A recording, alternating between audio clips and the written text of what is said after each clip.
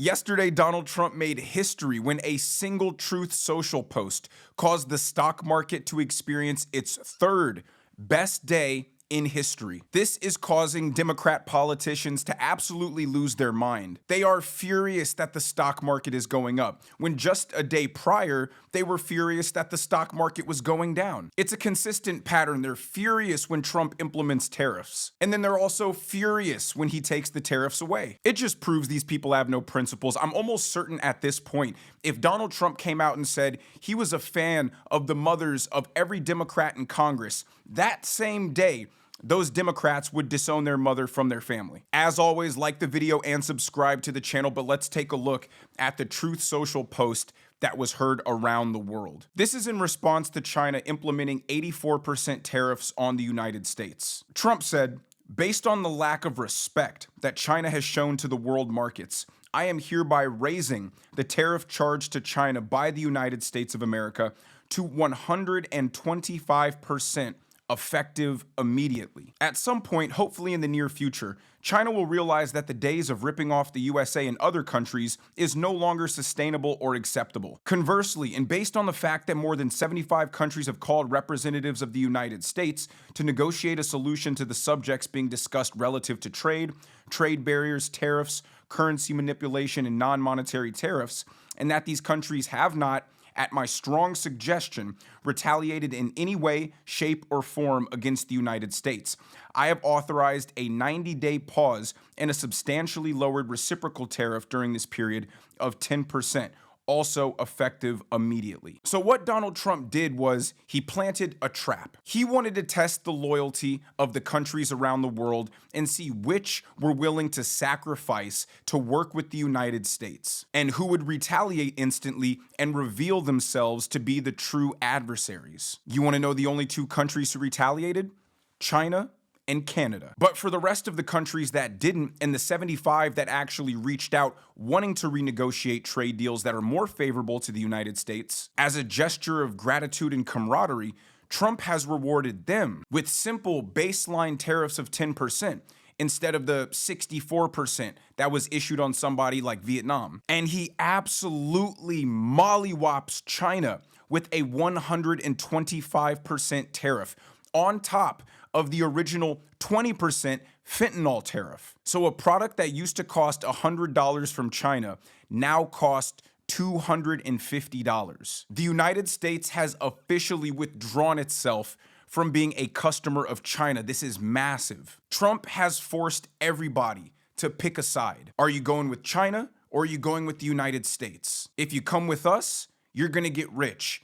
If you decide to go with China, you can get rich, just not at the United States' expense. We went from getting ripped off globally just a few months ago to now 10% global baseline tariffs on everybody. That will help bring back jobs and create revenue through tariffs. And we bombed the Chinese economy, and the stock market loves it. That's why this gain was so historic, because the scenario that Trump ended us with today, just a few months prior, people would have considered impossible, too drastic. Let me throw up on the screen what the stock market looked like yesterday. The Dow closed up 7.9%, the S&P up 9.5%, and the NASDAQ up 12%. And people are wondering, why didn't Donald Trump just do this in the first place? Why did it have to be so chaotic? This is why we keep telling Democrats it's the art of the deal. You're talking about global trade negotiations between nations.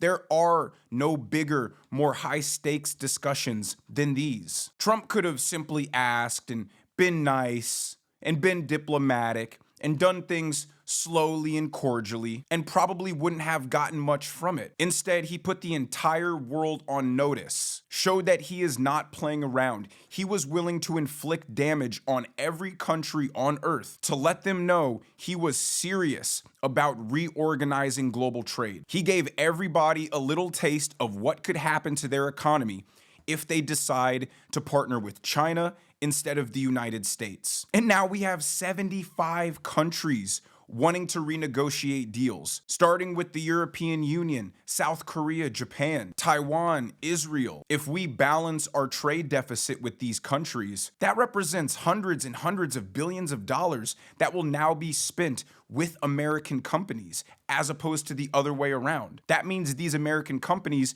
are going to have to expand production, hire more. The baseline 10% tariffs, this is going to raise revenue and continue to encourage manufacturing to return to the United States. And we've isolated China, our biggest strategic adversary, in a time where they are already going through severe economic hardship. And losing the United States along with its partners and its allies in this new restructuring is going to severely impact China.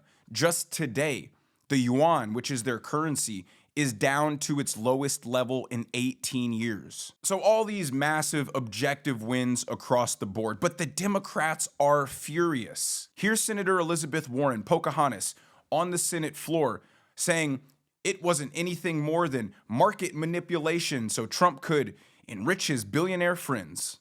Donald Trump is trashing our economy. First, Donald Trump imposed across-the-board tariffs. Then, just a few hours ago, he dropped those tariffs to 10% on everyone and moved the tariffs up to 125% on China, up from 105% yesterday. Now, there's confusion, there's chaos. No one knows what the tariffs will be tomorrow or the next day or next week or next month. But here's what we do know. Are prices still going up? Yes. Are businesses still wary about investing? Yes. Are millions of working people still worried about their jobs and millions of small businesses still worried about closing shop? Yes. And right before Donald Trump declared that some of his tariffs were off again, he sent out a message to his billionaire buddies. He posted, "This is a great time to buy," in all caps. Was that market manipulation? Was it corruption in plain sight? We need an independent investigation into market manipulation because Americans need to know whether President Trump or anyone in his administration manipulated the market to benefit their donors, all while they are working for the American people and while small businesses and those working families are paying a price. So the utter lack of consistency with the Democrats is just truly shocking. Like, usually they would try to wait a little bit so their lie can fade into obscurity before they claim the complete opposite position. But they're just so desperate, so Trump deranged, they don't even care anymore. They don't care that just a day or two ago, their talking point was Trump crashing the stock market was the worst thing for the working class, for the middle class, their 401ks, their pensions. This was a direct attack on small businesses and the working class. But now that the stock market's going up, this is insider trading and market manipulation to benefit the richest of the rich. But wait, I thought when it goes down, it hurts the poor people. So why when it goes up, wouldn't it help the poor people? Oh, that's right, because your narrative and your stance can change however you need it to. It is fluid like water. For you to justify hating Donald Trump and crafting a narrative that makes him the bad guy. It's the same hypocritical nonsense that allows them to demonize us putting tariffs on other countries because it's a tax on American consumers, but they love when other countries tariff us, even though by their own logic, if another country tariffs us, wouldn't it just be a tax on their own consumers? Unless you're admitting that putting a tariff on a country hurts that country. But if they're so mad that we're putting tariffs on other countries, why wouldn't they be celebrating Trump putting a 90-day pause on the tariffs if they're a tax on the American consumer? They will lie, cheat, beg, borrow, and steal just to feel vindicated and righteous. One of the other extremely Trump-deranged Democrat senators, Chris Murphy, chimed in on this illegal market manipulation. But before I show you that clip, let me show you the the level of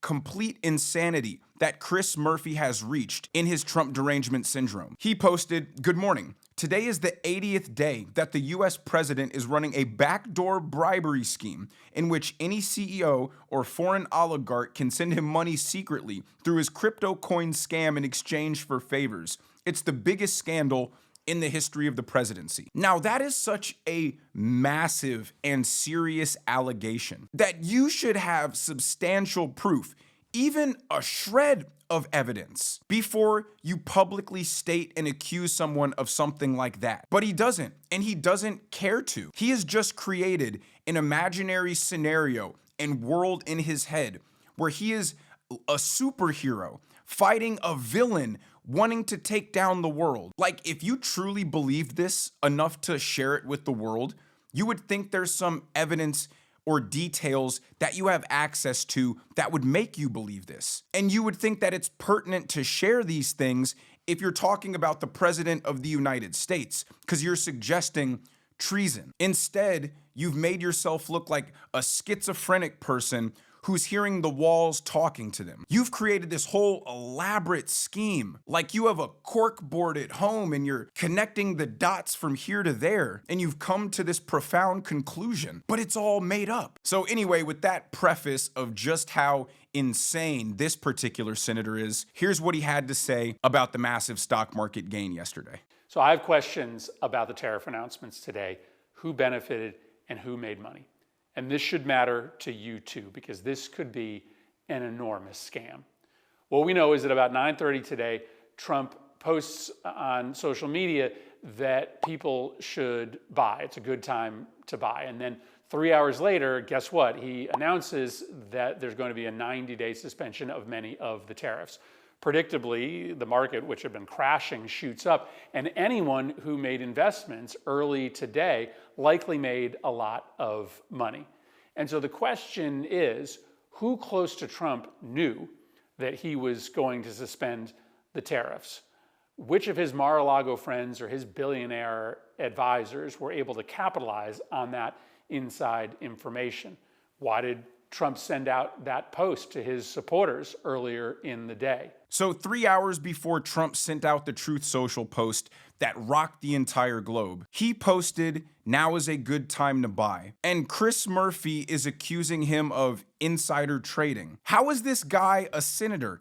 Insider trading, by definition, is trading off of information that is not publicly available. Donald Trump quite literally made this a public post saying now is a good time to buy. How would this even come close to insider trading? Just because someone doesn't see a public post doesn't make it private information. Like, I could see if they had a gripe about it if it happened like 90 seconds before the post. That still wouldn't be insider trading. But Donald Trump told people to buy 3 hours before. And he continues to prove himself to be an inept and incompetent senator who's never done anything tangible in the real world. Because he says, oh, Donald Trump's tariff policy keeps changing. Yeah, because things change daily. The factors can shift from hour to hour. No one thought 70% tariffs on everybody was going to last forever. The game was, how many countries can you get to the table in the short amount of time that the American markets will allow this turmoil to go on? No one thought this was going to be a 3-month ordeal. Yes, again, Trump is engaging in the highest level negotiations in the world. If he comes out and says, we'll keep these tariffs on for 5 days, then every single country would just weather the storm for 5 days and nothing would get accomplished. The point is creating as much uncomfortability as possible to where people don't know how long this is going to go on. Is it going to be 3 months? Is it going to be a couple weeks? Who knows? So we should call the United States and say, hey, we're ready to renegotiate. We're ready to be exempt from these tariffs. Let's make a deal. And after a few days, 75 countries agreed to do just that. And that was probably a sufficient number for Donald Trump, where he didn't have to push the markets even further to maybe get another 25 countries to come to the table. It's so annoying when people who don't know what they're talking about are so self-assured. It's even more annoying when these people are elected officials. Let's hear Trump from yesterday commenting on why he took these tariffs off when he did. Can you walk us through your thinking about why you decided to put a 90-day pause? Well, I thought that people were jumping a little bit out of line. They were getting yippy, you know? They were getting a little bit yippy, a little bit afraid, unlike these champions. Because we have a big job to do. No other president would have done what I did. No other president. I know the presidents, they wouldn't have done it. and it had to be done. What was happening to us on trade, not only with, if you look at it, not only with China, but China was by far the biggest abuser in history, and others also, but somebody had to do it. They had to stop because it was not sustainable. Last year, China made $1 trillion off trade with the United States. That's not right. And now I've reversed it. It's for a short period of time, but we made $2 billion. We're making now $2 billion a day. And somebody had to do it. That's what comes with being a good negotiator. You have to consider all your factors. Know how much leeway you have. Know where your stress points are. Trump was willing to let the market drop a little bit because if you don't panic sell, you're not actually losing any tangible money. And he was willing to let the bond market fall, but not too much. That's why he was saying people are getting yippy. And that's why he was telling people not to panic.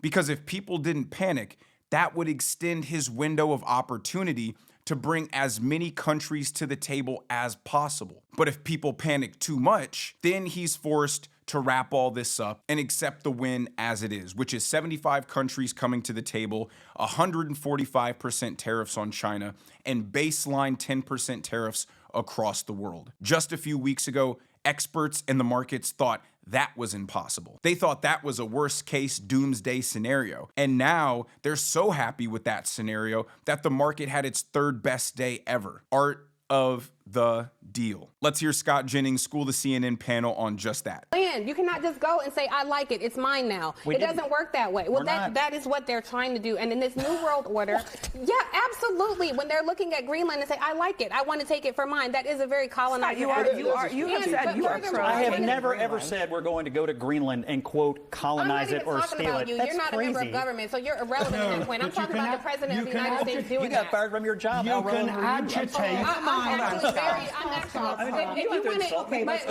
If you want to engage in personal insults, I don't, but you what do. you lack in a legitimate point, you make up for in personal insults. I don't. You personal insults. The point I am making is in this new world order, we are looking at countries, whether or not they're an adversary or ally, it is being determined on what kind of deal we can get. And we cannot govern, we cannot legislate that way. We are increasingly isolated on the world stage. No, we're not. So if you want to engage in personal insults, we're not if I were isolated. you, I would reserve that for your party, who We're is not increasingly isolated.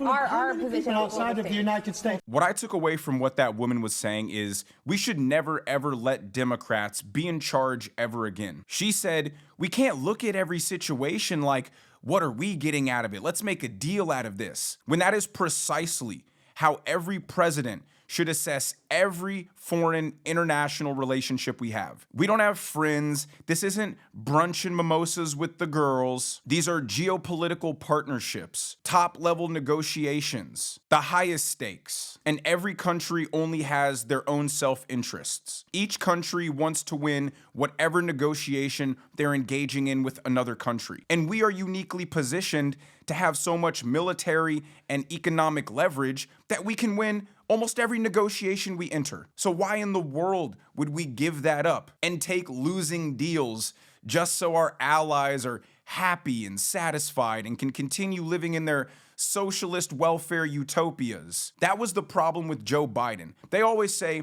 oh, Joe Biden was so respected. No, Joe Biden was liked. He was not respected. Donald Trump is respected and maybe not liked so much. But again, these world leaders aren't pals. Respect is 100 times more important than being liked. Sure, let's have both if we can, but if we have to only have one, it's certainly going to be respect. And the reason the Democrats think the way that she does is because they absolutely outright reject the concept of strength. They think leading with strength, operating with strength, those are toxic masculinity traits. It's a huge part of the reason why they've alienated almost all male voters. They want the leader of the United States to represent and lead and engage in the world in the way that a soft, passive soy boy would. And that's how you get the status quo that we're trying to get away from, where we get taken advantage of at every turn because we don't utilize our strength and our leverage because it's not the nice thing to do. But the last thing I'm going to show you, the nice little cherry on top of the liberal demise, is that March's inflation numbers came out today. And would it be surprising if I told you that they're really low? Listen to CNN have to admit it. Consumer prices month over month. So this was actually a drop of 0.1%, negative 0.1%. That's the first time we've seen that since COVID. Year over year, the annual inflation rate was at 2.4%. This was also better than expected and a 6-month low, moving in the right direction. As far as why this happened, there's a few drivers. One thing that really played a role here, as you can see the trend here, the inflation rate dipping a little bit. One of the drivers was energy. The fact that gasoline prices did not move up like they usually do in the month of March, that really helped the inflation. Now, I don't want to sound like I'm glazing here. I always want to maintain a certain level of impartiality if I can. But damn, it seems like Donald Trump can just do no wrong. I mean, from stopping the border, to ending wokeness, to saving women's sports, to bringing in trillions of dollars of investment, to renegotiating favorable trade deals, to lowering inflation. I mean, this man is just on a roll. It's amazing what can be accomplished when you have a competent president who genuinely loves his country. That's why it was so smart Donald Trump took the market through this turmoil so early on. If this was happening a year from now, close to the midterms, he wouldn't be able to play the long game. He would have to worry about the immediate election. But getting these favorable and positive trade negotiations taken care of early means we can reap the benefits of them for the next year, year and a half, and ride into the midterms with positive momentum. But let me know what you guys think down in the comments section below. If you enjoyed the video, make sure you hit that like button. Make sure you subscribe to the channel if you have not already. Turn on the notification bell so you never miss a video. And I'll see you guys in the next one.